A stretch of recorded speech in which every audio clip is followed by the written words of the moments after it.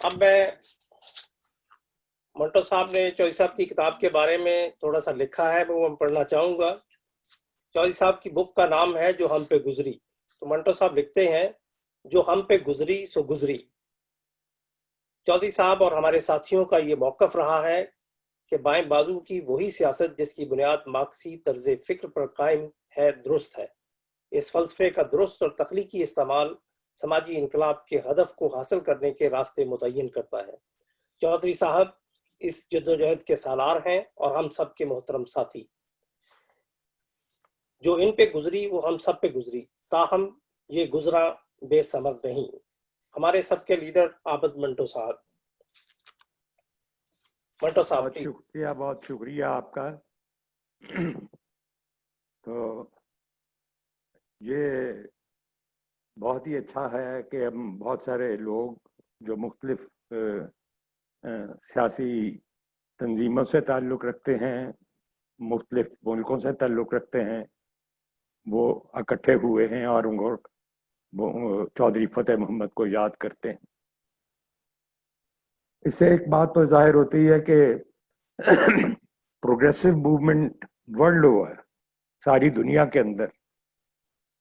وہ اس طریقے کی ہے کہ کہیں بھی کوئی بھی شخص جو پروگریسو موومنٹ سے تعلق رکھتا ہے یا ترقی پسند تحریک سے تعلق رکھتا ہے یا انقلابی سیاست سے تعلق رکھتا ہے، وہ گزر جائے یا ہم سے بچھڑ جائے تو اس کا احساس صرف اس کے اہل و عیال کو ہی نہیں ہوتا، اس کی اپنی پارٹی کو ہی نہیں ہوتا، بلکہ ان تمام لوگوں کو ہوتا ہے جو ورلڈ اوور، ساری دنیا کے اندر پروگریسو موومنٹ کے ساتھ تعلق رکھتے ہیں۔ تو یہ بہت خوش آئند بات ہے کہ ہماری پارٹی والے لوگوں نے یہ سلسلہ وہاں پہ کیا ہے۔ اب مجھے پتا نہیں کہ میں کتنی دیر بات کر سکتا ہوں، کہ چودھری فتح محمد کے ساتھ جو میرا تعلق قائم ہوا اس کے سال تو اتنے زیادہ ہیں کہ اتنے منٹ نہیں ہو سکتے آپ کے پاس بات سننے کے۔ چودھری فتح محمد جو ہیں 1948 میں 1948 میں جب ابھی پاکستان کو بنے ایک سال ہی گزرا تھا، تو اس وقت جو بھی یہاں پہ پاکستان میں بچی کچی کمیونسٹ پارٹی رہ گئی تھی اس کے ممبر بنے۔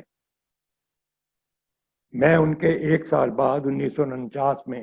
ممبر بنا۔ یہ لفظ جو میں نے بولا ہے کہ میں ممبر بنے اور میں ممبر بنا، یہ ذرا تفصیل وضاحت چاہتا ہے۔ کمیونسٹ پارٹی میں لوگ ممبر بنتے نہیں ہیں، یعنی 10 روپے کی، 100 روپے کی، 50 روپے کی ٹکٹ کاٹ کے بنتے نہیں ہیں۔ ان کو پارٹی والے خود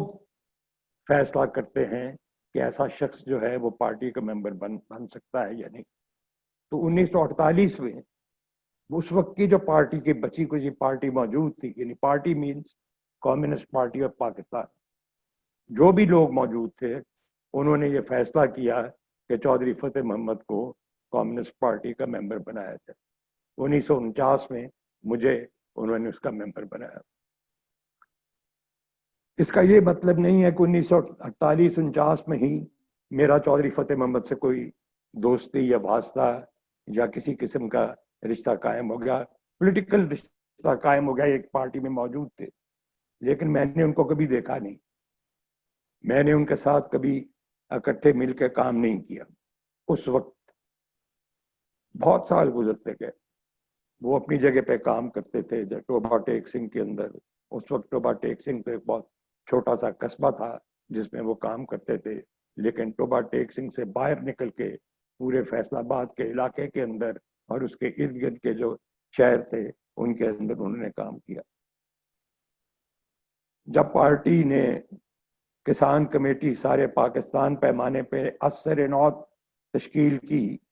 تو چودھری فتح محمد جو ہیں اس کے سربراہ بنائے گئے، اور پھر چودھری فتح محمد سے میرا رشتہ قائم ہوا، اور ہم لوگوں نے سارے ملک کے اندر گھوم کے اپنی پارٹی کو اور کسان کمیٹی کو بنانے کی کوشش کی۔ کسانوں کی کئی تحریکیں ہمارے ملک میں موجود ہیں، کیونکہ ہمارا ملک ایک زرعی ملک ہے،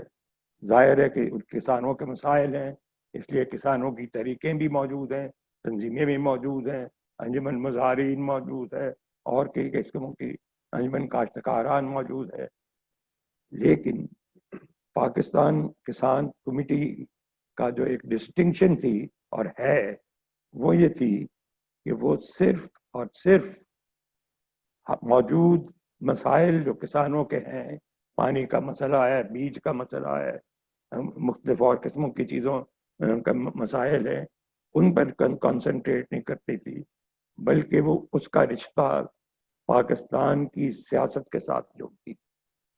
یہ ایک بنیادی ڈسٹنکشن تھی جو ہے اور آج بھی موجود ہے کہ کسانوں کا مسئلہ زرعی مسئلہ،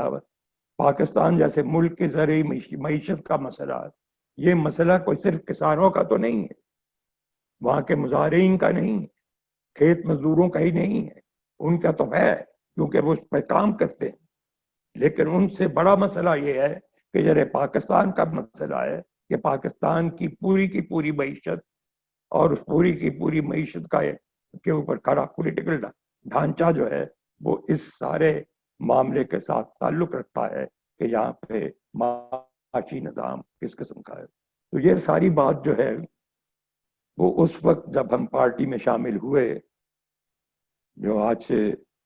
اب آپ دیکھ لیجئے کہ کتنے سال گزر چکے ہیں، 1947 کے میں آزادی ہوئی، 48-49 میں ہم 2 سال کے بعد اس پارٹی میں شامل ہوئے. پاکستان کے اندر یہ سیاسی کام جو ہے کبھی ختم نہیں ہوا، لیکن اس سارے کے باوجود پاکستان کی آج کی جو صورت حالات ہے وہ پھر یہی مطالبہ کرتی ہے کہ اس سارے معاملے کو اثر نو دیکھا جائے اور اس کو کھڑا کیا جائے. تو فتح محمد کے ساتھ میرا کام جو ہوا اور جب میرا ان سے واسطہ پڑا تو وہ تو اس وقت تھا جب پارٹی نے یہ فیصلہ کیا کہ ہم نے ایک بہت بڑی کسان کمیٹی، کسان کانفرنس کرنی ہے، جس کو ٹوبا کسان کانفرنس کہا جاتا ہے. وہ ٹوبا کسان کانفرنس کی ایک یہ سگنیفیکنس بھی تھی کہ وہ اس میں مولانا باچانی جو اس وقت مشرقی پاکستان کے سے تعلق رکھتے تھے اور پاکستان کے ایک لیڈر تھے، وہ خود ایک کسان لیڈر تھے اور کسان تحریک کے رہنما رہے تھے، وہ بھی اس میں شامل ہوئے، بلکہ انہوں نے صدارت کی. مجھے یہ اعتزاز حاصل ہوا کہ میں ایک لمبی کسان کانفرنس کے دوران میں کچھ عرصے کے لیے اس کسان کانفرنس کے کا ایک اسٹیج سے سیکرٹری کے طور پر یا اس کے اناؤنسر کے طور پر وہاں کام کرتا تھا. یہ کسان کمیٹی، یہ کسان کانفرنس، یہ سب چیزیں جو اس وقت ہوئی ہیں وہ کوئی قصہ پارینہ نہیں ہے، یہ ہماری تاریخ کا حصہ ہے. موجودہ تاریخ میں اور موجودہ زمانے میں یہ سمجھا گیا ہے کہ چند شہروں کے اندر کچھ بغاوت کرنے سے یا شور مچانے سے ملک کے اندر ایک بنیادی تبدیلی آ سکتی ہے. یہ ضرور آ سکتی. شہروں کے اندر ابھی پچھلے دنوں کے اندر بہت بڑا شہروں کے اندر عورتوں کے حوالے سے، طالب علموں کے حوالے سے یہاں پہ ایک موومنٹ چلی، لیکن یہ موومنٹ پھر وقتی موومنٹ ہوتی. ان کی اگر کوئی پولیٹیکل آئیڈینٹیفیکیشن نہیں بنتی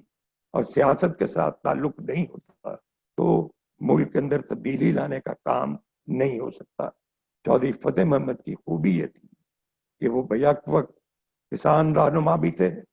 اور بائیں بازو کی پولیٹیکل پارٹی جو اس وقت شروع میں کمیونسٹ پارٹی تھی اور بعد میں مختلف ناموں کے ساتھ پارٹی کے بین ہو جانے کے بعد وہ چلتی رہی، اس کے ساتھ تعلق رکھتے تھے. تو یہ بات چودھری فتح محمد کو عام کسان کارکنوں سے اور کسان رہنماؤں سے ایک ممتاز کرتی ہے کہ وہ بیک وقت پولیٹیکل شخصیت بھی تھے اور کسان لیڈر بھی تھے. کسانوں میں کام کرنا بہت مشکل ہے.